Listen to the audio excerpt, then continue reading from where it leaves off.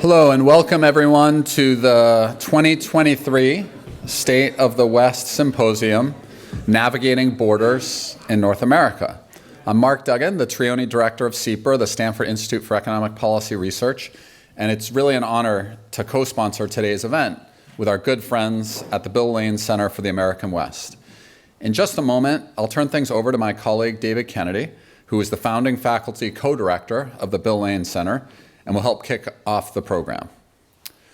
As Stanford's home for the study and the analysis of economic policy, it makes a lot of sense for SIEPR to join forces with the Bill Lane Center today on this event.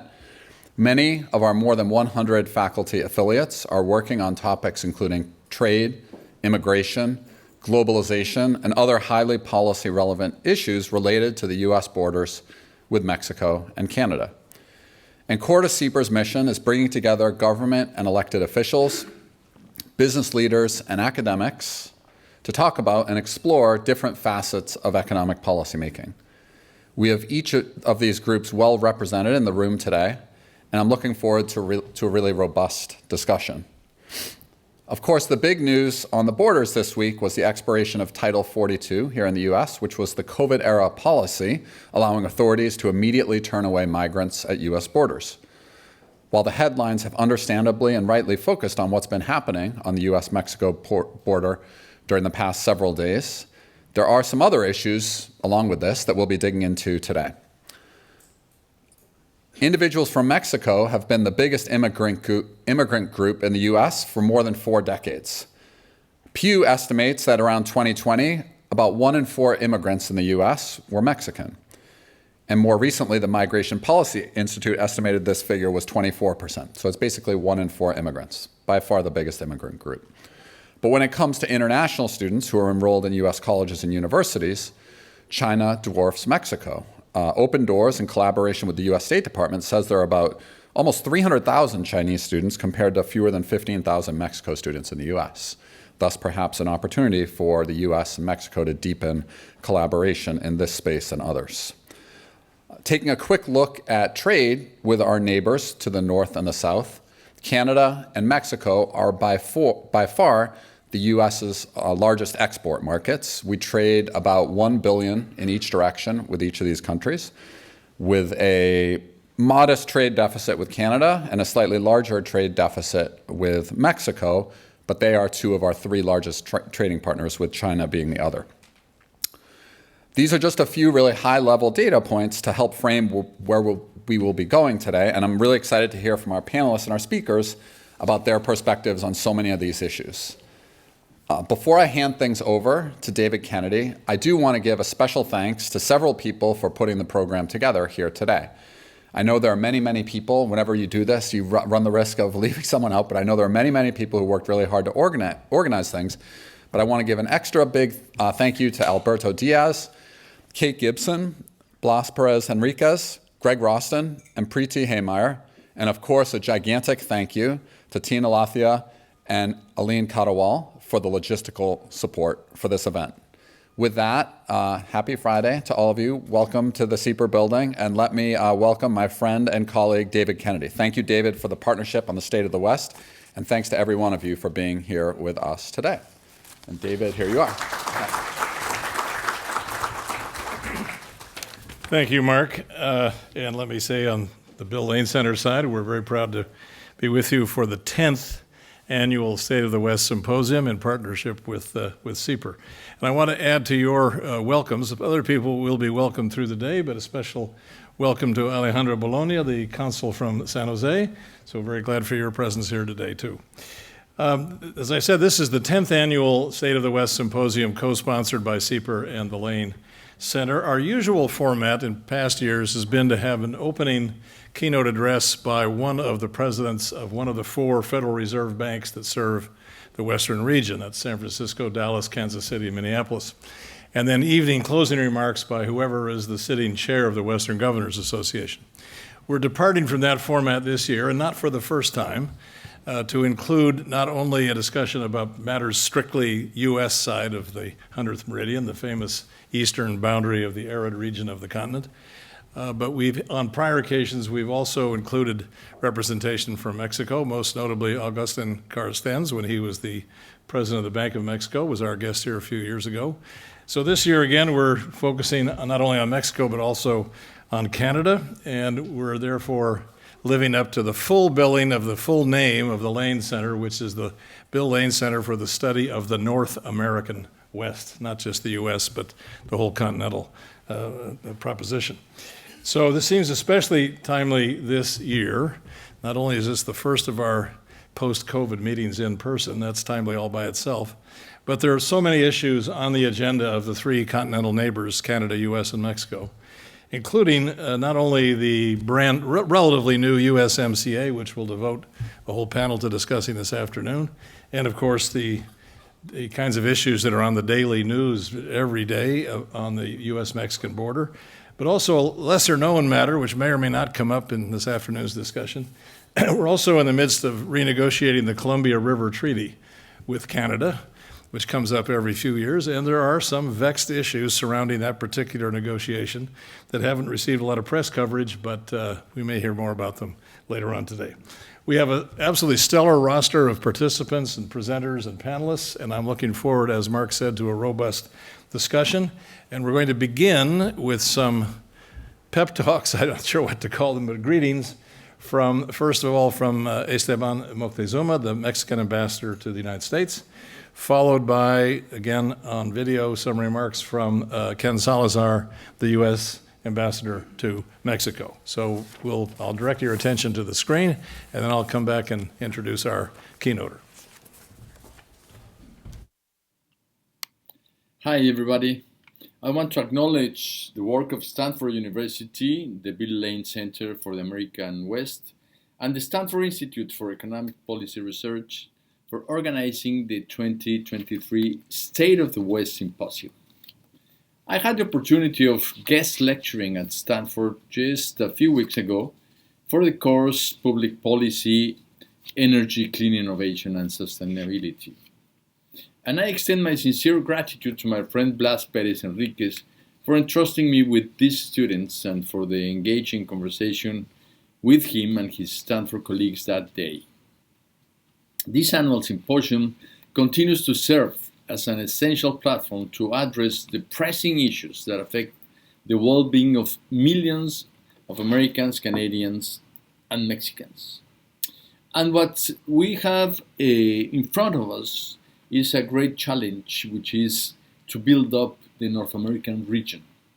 The North American region is very important not only for us, but for the whole continent, which will show how to construct a competitive and humanistic region. Just Mexico and the US last year had a trade of $800 billion. Every day, about 2 million people cross our borders, getting the best of the two countries. And 2 million Americans live right now in Mexico. So people are communicating always, are sharing culture, sharing food, sharing many of what makes life easier. And with Canada, we have a very, very important relationship. Canada is also one of the most important trade partners of the US, but building up together a region that will encompass 500 million people and a trade of $1.3 trillion means that we have in our hands the possibility of giving the world a secure place to show that cooperation, that unity and trade is the best way to create global peace. So I really congratulate you for engaging in this conversation and wish you the best.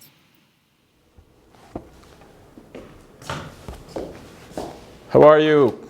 It is great to be with you.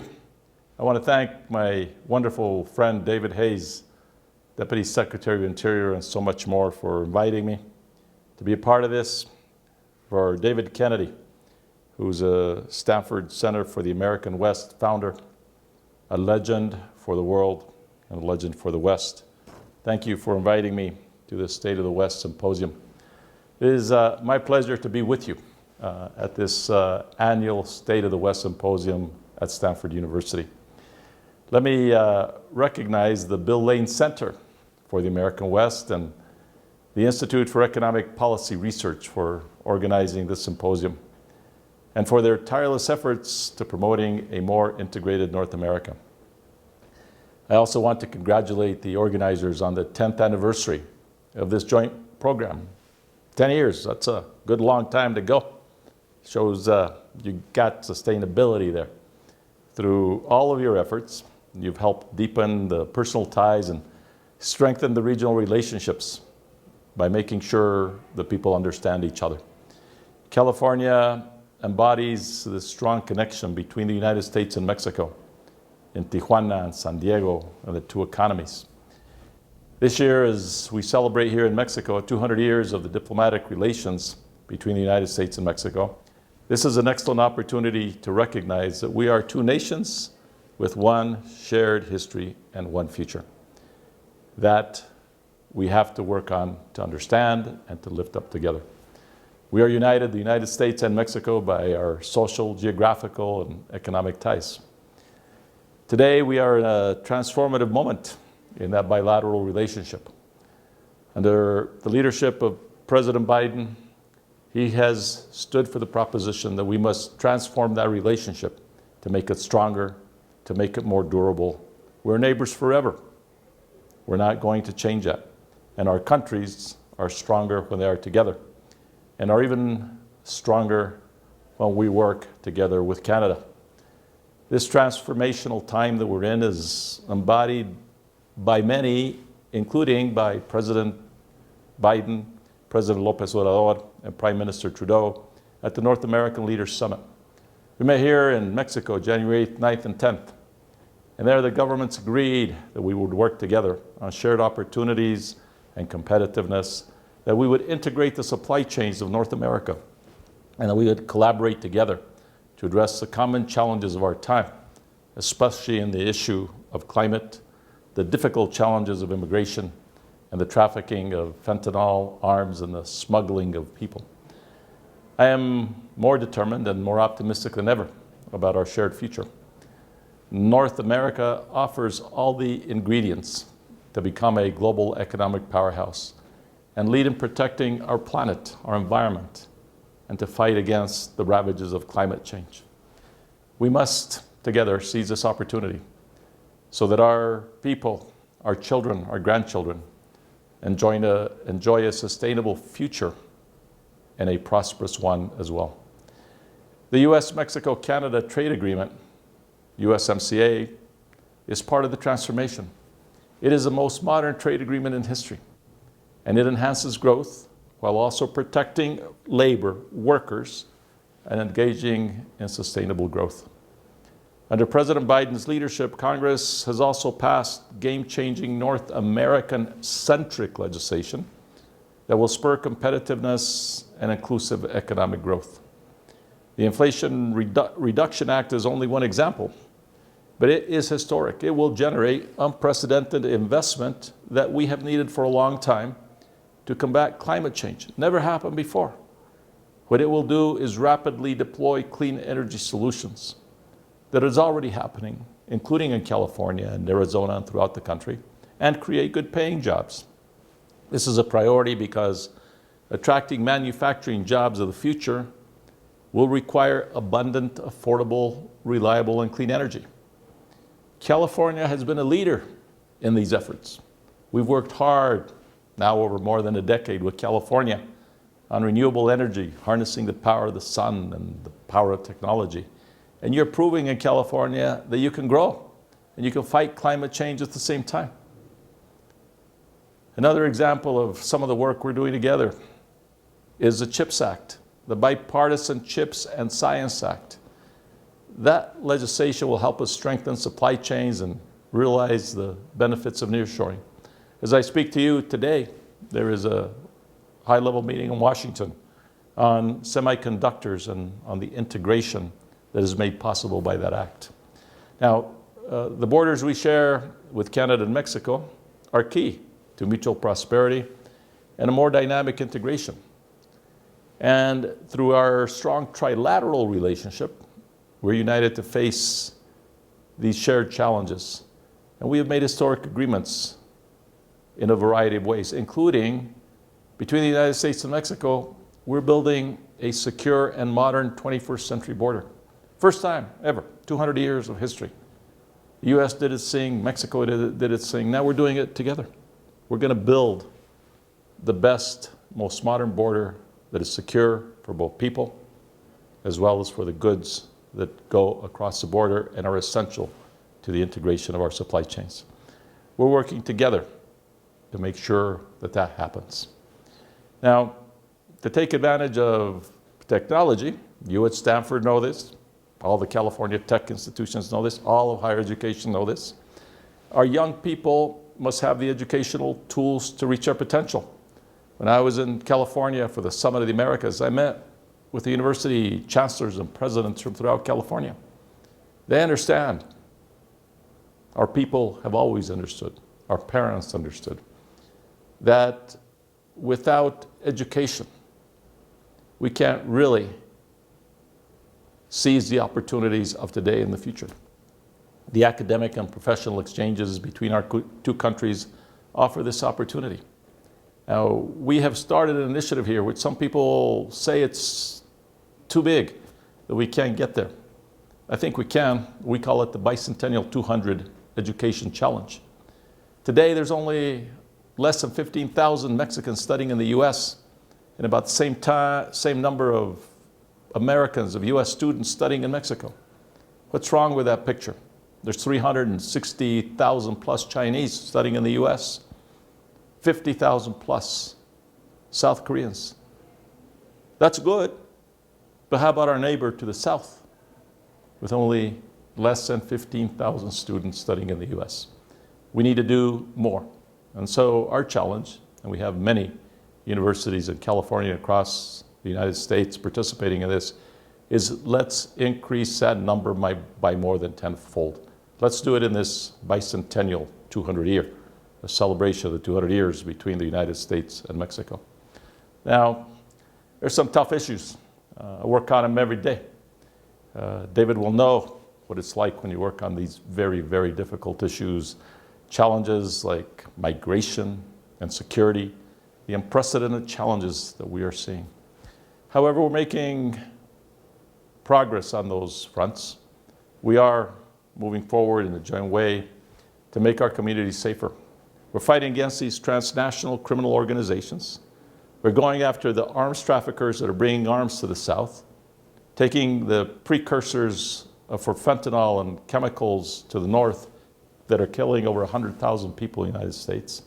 And we're breaking the chains of criminality that essentially foment the caravans of migrants from the land bridge of the Central America all the way through Mexico to our border. I'm confident that we can make progress. I'm confident we will do it together. Now, we know that many challenges remain, but we have so many more reasons for hope than despair because we work together. We work together to seize these opportunities. And we work with institutions like Stanford to make sure that we are moving ahead. Those who envisioned the center of the West there in Stanford were looking at the future with the potential of the western part of the United States. More than any place else, you see that integration also with Mexico and with Canada. That's why the work you do is so important. We seek to provide the necessary opportunities for people to achieve their dreams. So as we look to the future, we know that we can create shared economic prosperity for North America, that we can consolidate our region as a global economic power for people, a democratic powerhouse, an economy and a society that works for all people, not just those at the top. Again, the two Davids, my friends, I laud your commitment, and I laud the commitment of the organizers and all the participants to advance our shared goals. You are key to creating this partnership that will secure a prosperous and sustainable future for our children, our grandchildren, and our nations. Del fondo de mi corazón, a todos ustedes les doy las gracias por estar ahí en este foro tan importante para América del Norte. La relación entre Estados Unidos y México es una relación para siempre. Y juntos siempre vamos a estar mucho más fuertes, con mucho optimismo, que sí se puede lograr lo mejor para América del Norte. Muchísimas gracias.